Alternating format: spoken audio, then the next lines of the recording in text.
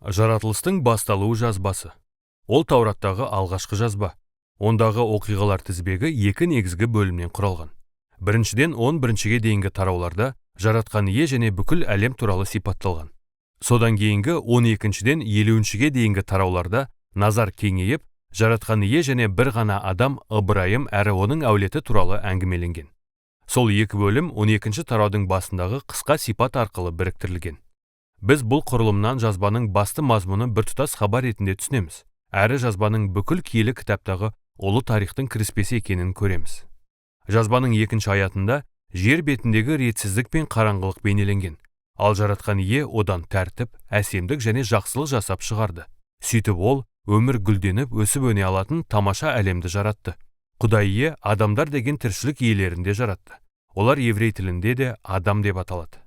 Құдай ие оларды рухани жағынан өзіне ұқсас етіп жаратты. Өйткені олар оның әлемінде Құдайдың өкілдері болуға тиіс еді. Адамдар әлемге Құдай иенің қасиеттерін көрсету үшін жаратылған. Жаратқан ие адамдарды өзінің өкілдері ретінде оның атынан әлемге билік жүргізуге де тағайындады. Демек, оларға әлемдегі бар мүмкіндіктерді пайдаланып, оған қамқорлық жасау тапсырылды. Ондағы мақсат жаратылыстағы тіршілік иелері мен өсімдіктердің көбейіп, өсіп өнуі болды. Құдай адамдарға оң батасын берді.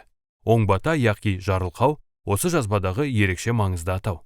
Жаратқан ие Адам мен Хауа ананы пейіш бағына орналастырды. Олар сол жерде жаңа әлемді дамыта бастады. Мұндағы тағы бір маңызды жайт мынау. Адамдар бұл әлемді қалай дамытатындары жайлы өздері таңдаулары керек болды. Бұл таңдау жақсылық пен жамандықты танытатын ағашпен байланысты еді.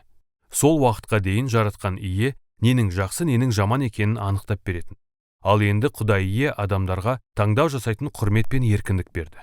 Олар Құдайдың жақсылық пен жамандық жайлы анықтамасына сене ме, әлде Құдайдан тәуелсіз болу үшін жақсылық пен жамандықты өз беттерінше анықтай ма?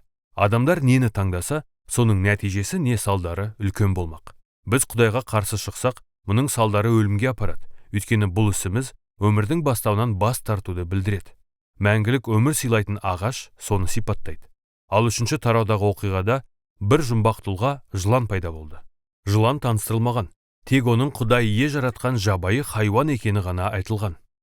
Оқиғалар желісінде жыланның Құдайға қарсы шыққан мақұлық екені және оның адамдарды бүлік шығаруға азғырып өлтіргісі келгені белгілі болды.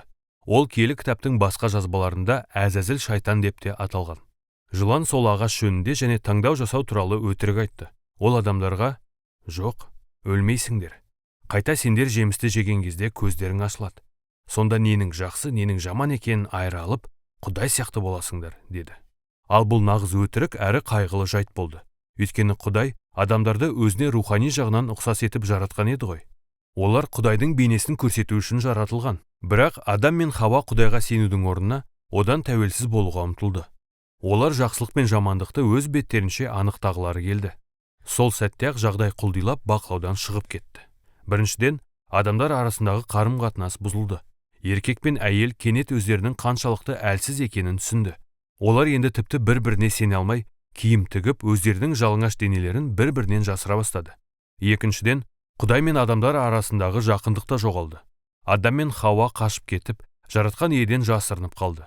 Құдай оларға не істегендер жайлы сұрақ қойғанда, олар кім бірінші болып бүлік шығарған жөнінде бір-бірін айыптады. Міне дәл осы жерде баяндама тоқтап, Құдай жыланға, содан кейін адамдарға олардың істерінің қайғылы салдарын жариялаған шағын үкімдер тізбегі берілген. Құдай алдымен жыланға өзі қазір жеңіске жеткендей болып көрінсе де, болашақта жеңілетіні және топырақ жеп өтетіні туралы алдын ала айтты. Сонымен қатар жаратқан ие бір күні әйелдің ұрпағының жыланның басын мүжитіні жайлы уәде берді. Бұл керемет жаңалық сияқты, бірақ сол жеңіс үшін біреу жанын қияды. Өйткені әйелдің ұрпағы жыланның басын мүжіп жатқанда, жылан оның өкшесін шағатын болады. Бұл жараланған жеңімпаз жөніндегі жұмбақ уәде. Бірақ осыған дейінгі әңгіменің барысында біз Құдайдың рақыммен әрекет еткенін көреміз. Адамдар жаңа ғана бүлік шығарды, ал Құдай енді не істемек? Құдай ие оларды құтқаруға уәде берді. Бірақ бұл адамдардың жасаған шешімнің салдарын жоймады. Сондықтан Құдай оларға мынаны білдірді. Енді бірге сүрген өмірлерінің барлық жақтары бүліктің кесірінен үйде де, далада да қайғы мен азапқа толы болады. Ал ақырында олар ажал құшып топыраққа айналады. Осыдан бастап жағдай серіппе бойымен құлдилап бара жатқан сияқты сипатталған. Үшіншіден, 11-ге дейінгі тарауларда бүліктің жайылып бара жатқан әсері және адамдардың әр деңгейдегі қарым-қатынастарының бұзылғаны жөнінде бейнеленген. Мысалы, екі ағайынды Қабыл мен Әбіл туралы әңгіме берілген. Қабыл інісін қызғанғаны сонша оны өлтірмек болды. Құдай оған азғыруға берілмеуді ескертті, бірақ ол бәрібір тыңдамай, інісін далаға алып шығып өлтірді. Кейінірек Қабыл қала салды. Сол кезде адамдар арасында қысым мен зорлық-зомбылық жайыла бастады. Қабылдың ұрпағы Ләмех туралы сипаттамада бұл жайт анық сипатталған. Ләмех Тауратта көп әйел алған алғашқы ер адам ретінде бейнеленген. Ол әйелдерін мүлік сияқты көбейтті. Сонымен қатар ол өзінің Қабылдан бетер зорлықшыл да кекшіл екендігі туралы қысқа өлең айтты. Осыдан кейін біз өздерін Құдайдың ұлдарымыз деп есептейтін билеушілер туралы оғаш баяндама оқимыз. Құдайдың ұлдары деген атау өздерін Құдай іспетті мықты екенін мәлімдеген билеушілерді, я болмаса Адам атаның үшінші ұлы Сеттің ұрпақтарын білдіруі мүмкін. Ләмех сияқты сол мықты билеушілер де қалағанынша әйел алып, көне заманда Нефилим деп аталған алып жауынгерлерді дүниеге келтірді.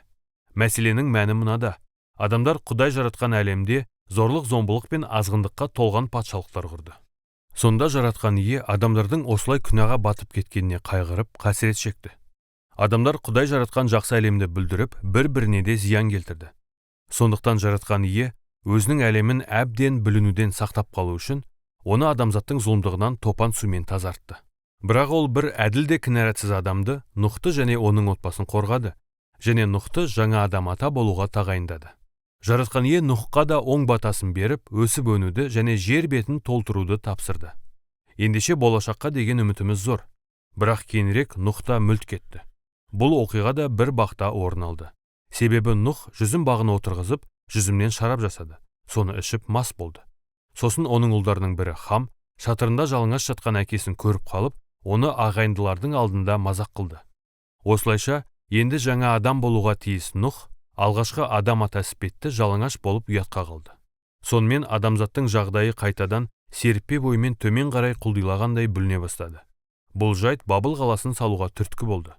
Ежелгі Месопотамия аймағының тұрғындары кірпіш құйып, отқа күйдіру жайлы жаңа әдісті қолдану үшін Бабылға жиналды. Енді олар бұрын соңды болмаған үлкен үйлер мен мұнараны жылдамдатып тұрғызалды.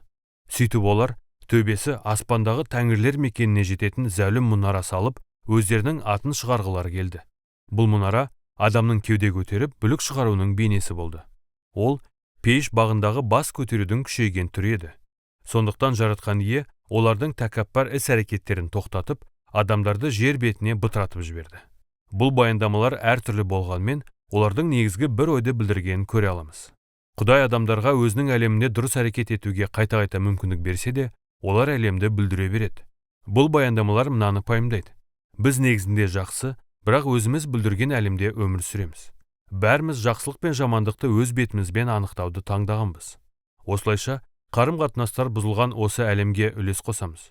Ал соның салдары дау-жанжал, зорлық-зомбылық және ақырында өлім. Алайда үміт бар. Құдай бір күні әйелдің ұрпағы келетіні жайлы уәде берген. Ол өзі жараланса да зұлымдықты түп тамырымен жояды.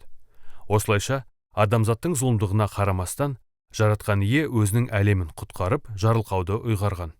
Үлкен сұрақ әрине мынау: жаратқан ие енді не істемек? Жазбаның 2 бөлімнің топсасы болған келесі сипаттамада осы сұрақтың жауабы берілген. Ал әзірше, жаратылыстың басталуының 1-ден 11-ге дейінгі тараулардың негізгі мазмұны осы.